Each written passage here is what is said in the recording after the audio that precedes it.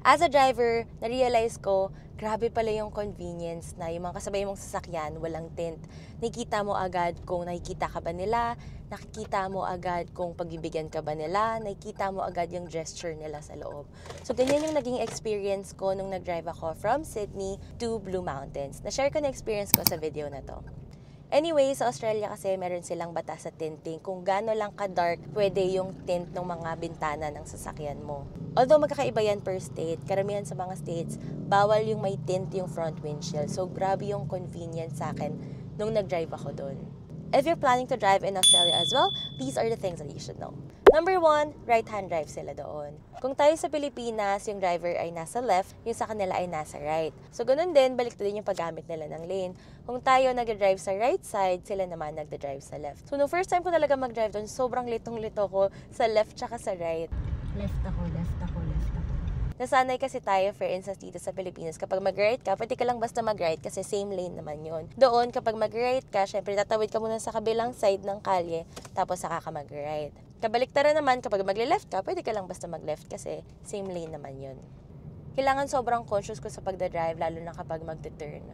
Number 2, we're allowed to use our Philippine license to drive in Australia without the IDP or International Driver's Permit. We're allowed to drive for 3 to 6 months depending on the type of our visa and also depending kung nasa ang state ka magdadrive.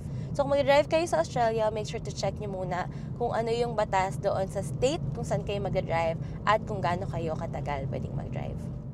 Okay, so number 3, you'll need a credit card that's under your name. Kung ano yung pangalan ng nasa lisensyang gagamitin sa pagdadrive ng rental car, yun din dapat yung pangalan na nasa credit card. Also, dapat yan din yung credit card na ginamit or gagamitin nyo sa payment. So, para sa nila gagamitin yung credit card, ikakaskas nila yan to charge 500 Australian dollars. Pero deposit lang naman yan. Ibabalik rin naman nila yung buong 500 Australian dollars kung hindi kayo gagamit ng toll gates para gumamit ng expressway or motorway kung tawagin nila at kung wala naman kayong violation. So kami, hindi na kami gumamit ng toll gates kasi hindi naman ganun ka-traffic. And also kasi pag gumamit ka pa ng toll gates, meron pa silang admin fee na 38 Australian dollars. So nasiset naman yan sa Google Maps. Kung may pupuntahan kayo, ilagay nyo lang yung destination nyo. Tapos iset nyo siya to avoid tolls para hindi niya kayo padaanin sa mga toll gates. Doon kasi sa Sydney, hindi na ganun ka-obvious yung mga motorway nila. Lalo na kung hindi ka familiar dun sa lugar. Kasi hindi siya katulad sa atin na may mga toll gates, so makikita mo na ay motorway na pala yun. Sa kanila wala. So yun, ginawa namin ay sinet na lang namin na wag siyang dumaan ng tolls.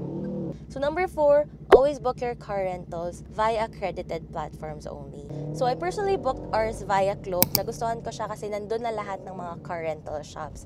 So mas madali nang makapag-compare ng mga prices. Nakalagay na din yung location doon, so mas madali naming napili kung ano yung pinakamalapit doon sa pinagsistayan namin.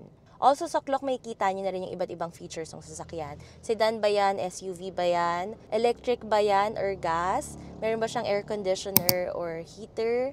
At kung ilang tao yung kasya. Another thing I like about Klook was that may mga free cancellation options.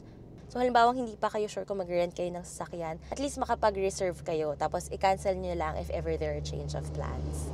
And lastly, ang pinakagusto ko sa lahat, you can pay in Philippine peso. So hindi ka na problema kung malulugi ka ba sa Forex. So if you're booking yours here as well, don't forget to use my promo code TRAVELERKLOOK to get a discount. Pwede nyo rin gamitin yan sa mga iba pang activities na ibobook nyo while you're in Australia. So just to recap, ang mga kailangan nyo ay yung Klook booking nyo, yung passport, yung Philippine driver's license, at yung credit card under your name.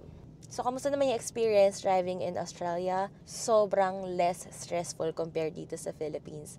2 hours ako nag-drive between Blue Mountains and Sydney, pero walang-wala siya 2-hour driving dito sa Pilipinas. Aside from dahil walang tint yung mga sasakyan, so mas mabilis mo silang mabasa, ang gusto ko pa, lalo na kapag nasa highway ka, hindi sila basta nagsuswerve, hindi sila mahilig lumipat ng mga lanes basta-basta. Hindi katulad sa Pilipinas na kapag kung saan maluwag, bigla na lang lilipat sa harap mo or bigla na lang sisiksik sa gilid mo kasi mas maluwag sa lane na yon. Hindi sila ganon. So kampante ka na yung mga sasakyan sa tabi mo, hindi basta-basta lilipat sa harap mo. Although magandang driver skill naman siya na madali mong nababasa yung galaw ng mga sasakyan sa paligid mo, less stressful pala siya pag hindi mo siya kailangan gawin masyado. Kasi alam mong responsable yung mga driver sa paligid mo.